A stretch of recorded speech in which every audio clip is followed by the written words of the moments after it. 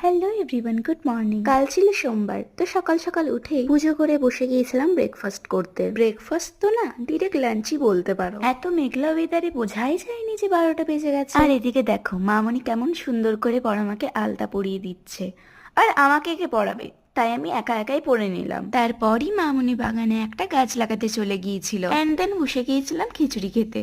বৃষ্টির দিনে খিচুড়ি খাবো না সেটা তো হতেই পারে না।